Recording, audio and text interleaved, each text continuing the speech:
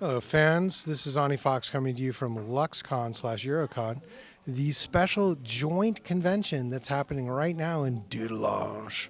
That's next to Esch-sur-Alzette for those of you who aren't sure where Dudelange is. Tonight, or this morning, depending where you are, we're going to have a special set of Spirit guests that we've snuck in, and we're just going to add some streaming stuff. So if you were watching last night when we knocked over and broke a computer, well, this is better. We're going to have a guy all dressed in orange and a guy from Czechia, right? What else could you want? Orange guy, Czechia guy, right? Stay tuned. Something fantastic, something amazing. So good morning, good afternoon, good evening, and welcome to LuxCon. We have with us a couple Superfans, which is the entire reason we have cons. And we have actually the transatlantic fan, Supreme Orange Mike, not that you could tell why. And we basically decided to do a pirate broadcast and just ask Orange Mike a bunch of questions. And then we found Jan, and Jan turns out to be like the Czech version of the Superfan, because this is also EuroCon. So what we're going to do is we're just going to totally hijack the programming here and let these guys talk about whatever they want, however they want, for about 10 minutes. So why don't we have both of you introduce yourselves? I'll ask you a couple questions, and then we'll let you ramble on endlessly. I'm Mike Lowry, sometimes called Orange Mike for some reason. I'm from Milwaukee, Wisconsin, where I'm a civil servant and union activist. I'm a book reviewer, Wikipedia administrator, and long-time active science fiction fan. I was married at a science fiction convention 41 years ago. I'm proud father of a active fan, and in 2019, I was elected to be the Transatlantic Fan Fund delegate from North American Fandom to come and visit my fellow fans here across the big water. 2020 didn't quite happen the way it was expected, so here it is 2022. I'm taking my 2020 trip and meeting fans from all over this side of the water and enjoying the dickens out of myself. I'm very happy and proud to be here. So, my name is Jan Vaněk, I'm a Czech, and I'm also a fan of Mike's type. I wrote some stories, I translated some stories, I've reviewed books. I'm mostly into translation criticism now, both in genre and outside it. My first local con was back in 1991. My first World Con was in Glasgow in 2005. My first EuroCon was when the Czech one was there in 2002. And I'm more of a fanzine fan, you know. So perhaps I should start by mentioning that back in the 90s, when I was able to get a rare copy of Isaac Asimov's science fiction magazine or analog, there were always those listing of cons compiled by Michael J. Lowry ending up. And if you see me at a con in Orange, come up and say hi. So I did this to him, I think, at one of those European World Cons we've both been to, but there was no occasion to talk closer, so I repeated it here, and this time there was time to chat, and I must say that Mike in person is much nicer than on Wikipedia. Oh yes, I've been also a Wikipedia administrator when it started in Czech language. And just for the record, not only am I intimidated, but I'm Ani Fox. I'm a writer local to Luxembourg, published a few novels, and I'm famous in Luxembourg for being the only guy whose dad gave him a 4-star review on Amazon.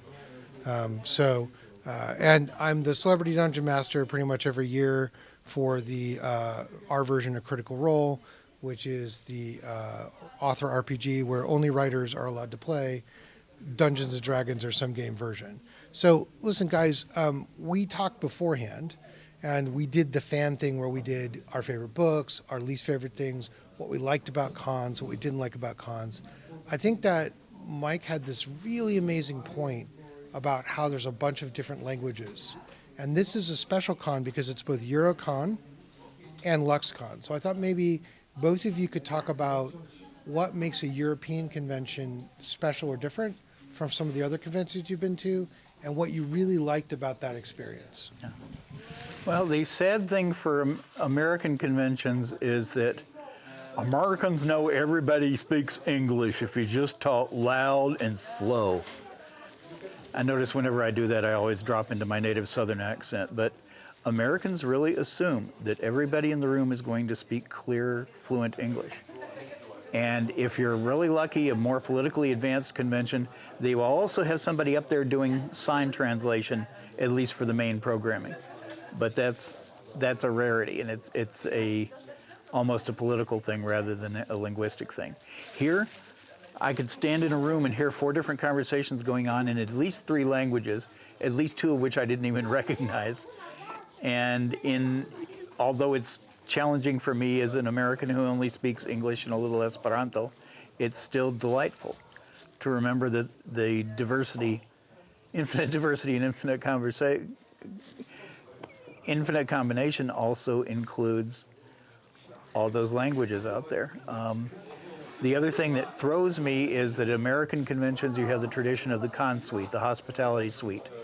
A room where everybody at the convention is welcome to stop by, pick up a soft drink or even a beer, and grab a snack. And this is very useful if you're an impoverished student or just plain impoverished worker, but it makes for a central gathering place. It was at one of those hospitality suites that I first met she who is now my wife. And it is a wonderful place to encounter anyone at the convention, from the guest of honor to some kid popping in for one day because he heard about it on the news last night. And I really wish there was a little something equally central for to gather at this convention. I know there are people here I would love to have longer conversations with, and sitting down over a soda or whatever is a great way to do it. And sitting at the bar where somebody's got to pay for all the drinks, not the same thing. Well, that's one more thing I wanted to comment, Mike, on, is his English accent. Whether it be Midwestern or Mid-Atlantic or whatever it is, you should export it to New York and places like that, and America should export more fans like Mike to European events, because among many other things that EuroCon is, it's always an exposition of bad English. Of course, from me, this is pot calling kettles black, so I apologize in advance to our readers for faults in my English. But there are a few versions that have been especially great. But of course, it's ELF, English as lingua franca, as they call it. So it's inevitable, and that's also what I liked about this particular LuxCon, that it had some programming in French and some programming in German, which is natural here, because apparently there are huge contingents coming over the border, which is very close. There are some participants who found a hotel just at the edge of the town, which is also the border, so they are living on the French side. Basically, they can take a bus which is free, which is wonderful for incoming tourism. Yeah. The English in the Midwest is considered sort of the bland, generic American English, which has now also become primarily Californian English, outside of a few weird little subcultures. But you got to remember, my native dialect, I've been living up north for 40-some years, but my native dialect is deep south. I'm from far enough back up in the piney woods that if I hadn't listened to television or radio, I'd sound like this. But I know it's a harsh, it's a high mountain whine, I call it. But this is how my granddaddy and my grandmama talked. And all I have to do is throw that mental switch, and the pure cracker, the redneck Bubba, comes out. First time I did that in front of my Milwaukee-born daughter, she totally freaked. Because she knew in a vague, theoretical, abstract sense that Daddy was a redneck. But she'd never heard that pure Bubba come out of this fuzzy mouth. By the way, pure Bubba, as explained, that was the definitive, like Appalachian, like a stab you with my moonshine knife moment. I was like, damn, man, that's some Dukes of Hazzard stuff right there. Yeah. You know, so I know that we want to keep it relatively short, and we want to try to develop an exciting sort of following. Where are you going next, both of you? I am going on to visit some fans in three places in Poland. I will be then going to the British National Convention, the EuroCon, outside of London. From there, I will be going to visit fandoms in Sweden, a brief stopover in Denmark, possibly back to the United Kingdom briefly, and then I have to be back at work on Monday morning, the 2nd of May. I understand. Jan, Pardon, what was the question? where are you going next? Well, I'm going home, and after that, as I was saying, I'm not much of a convention fan. There were two conventions in Czechia this March. Basically, it was the first one was a NetCon combined. It was called PhoenixCon 4041 because it was 2020 plus 2021, and I caught Omicron just before that, and I couldn't go there. And then there's another one in Prague, which is called Trpaslíkon, DwarfCon, because it was founded by fans of the Red Dwarf, and now it's a convention for fans of all kind of British audiovisual humor. I might invite Dave Lely there. Okay.